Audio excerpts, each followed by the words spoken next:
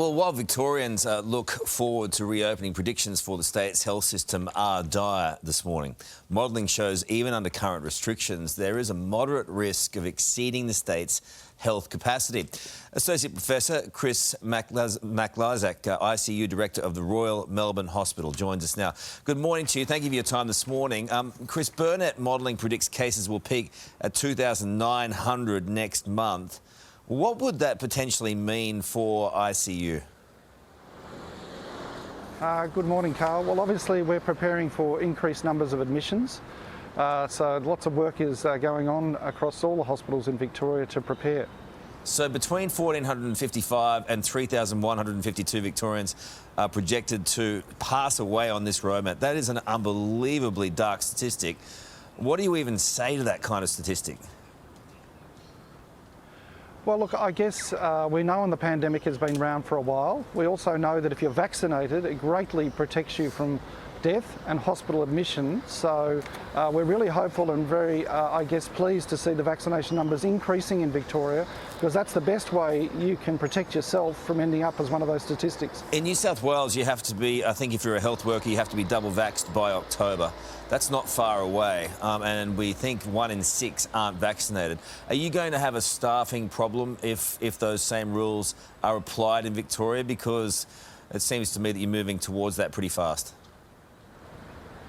Yeah, look, the vast majority, I can only really speak about here at the Royal Melbourne Hospital, the vast majority of our staff already are vaccinated, and I think with a mandate such as that, if it arrives, it will encourage the last remaining of those that are unvaccinated to become so. So we're not too concerned about a shortage in workforce. We're actually really pleased to see that the workforce can be protected and they won't get furloughed with infections inside the hospital if we have a greater number of our staff vaccinated. Are you modelling and looking forward and using some of this modelling to see how it will unfold in ICU and at the hospital in general, those numbers, what they mean and how you're going to deal with that and how the hospital might change in dealing with an outbreak? Yeah, absolutely. So we're doing two things. One, we're looking at the modelling, and secondly, we're watching with great interest what's unfolded in New South Wales. There's lots of assumptions that go into the modelling. Everybody does their very best to predict, and there are wide confidence intervals around the estimates. So our approach is to very much be cautious and prepare for the worst case scenario, but are very hopeful with increasing vaccination rates we won't see those types of numbers. Is everyone coping okay physically and mentally? Is it taking a toll on frontline workers? Yeah, look, the staff in the hospital are very resilient. They're coping. They feel more reassured this year because they're vaccinated, but they are all aware of the increased requirements for perhaps, implications for their leave, extra shifts, and really it is quite exhausting wearing PPE for 12-hour shifts at a time.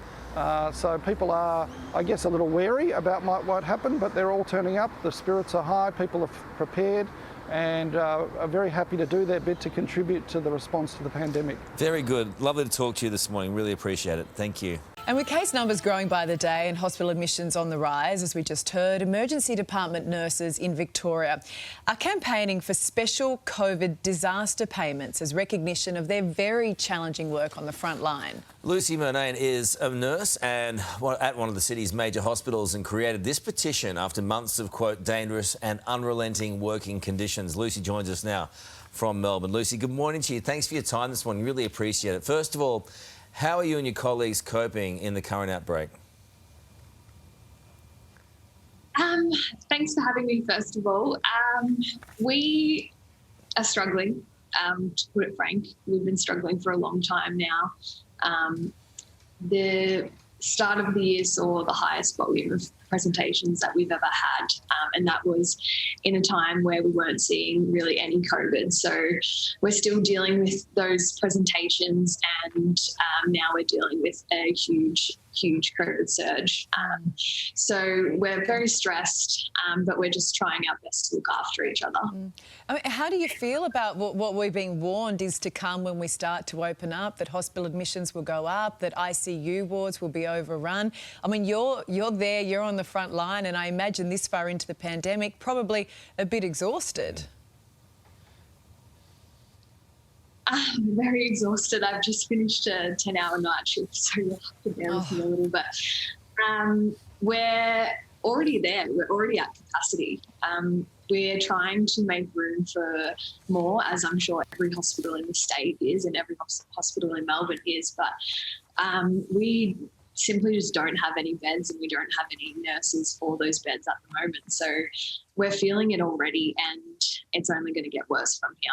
Well, just on that, I think the Premier is saying that they can handle just about anything, but when you look at the modelling, which doesn't bode well for Melbourne in the next few weeks particularly, what pressure will that then place on the system and how will hospitals, I know they've done well at pivoting in the last 6 months, but how will they deal with that, those sheer numbers?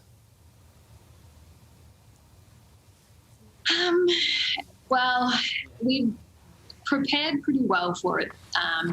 I guess we prepared well last year, so it's kind of put us in good stead for this year. However, probably the biggest problem is staffing. We don't have enough staff to cover the bed spaces. So essentially, I'm not sure what's happening in other health services, but at my health service, we're preparing to do a team nursing model where physios, social workers, nursing students will join us and they will be overseen by us nurses because we simply just don't have enough nurses to probably cover the huge surge that's coming. And can you just go into a bit more detail about that, like why that is? I believe that you've had a number of nurses have left to work at vaccination hubs. They're paid more money. And what's behind this petition where you're asking for nurses and others like yourself to receive more financial compensation? Yeah, so a lot of nurses obviously took the opportunity, which is totally fair enough, to go work in vaccination clinics and swabbing clinics, particularly vaccination clinics because they get paid quite a lot more than we do in the hospital. So, I mean, when you're working under the conditions that we're working under, why wouldn't you honestly go and do that? So it's created a huge problem amongst health services across the state. There have been a huge loss of numbers of nurses that have gone to other areas that are better for their well-being and better for their work-life balance, and they're receiving better pay than we are. So it's just got to the point where we need some kind of incentive. Otherwise, we're not going to get nurses back to the hospitals to help us with what's coming. You know, I think there's not a single person in Australia who wouldn't deny you that. But obviously it doesn't fall on them, it falls on authorities. What do you think your chances are of getting some kind of one-off payment or some kind of payment at any time in the next couple of months? To be honest, a one-off payment won't cut it. Our wages do not equate to the work that we do. Nurses in particular, we are intelligent, critical thinkers. We run departments.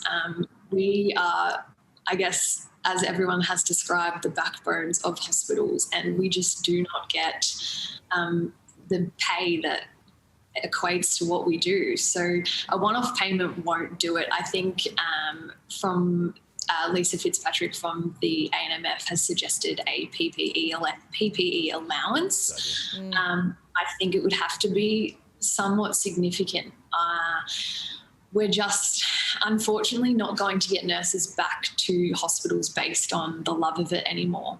No nurse ever got into the healthcare system because of money. We all knew that, you know, nursing isn't a well-paid job, but the love of it is just not there anymore because we are just exhausted. That Victorian nurses are just spent.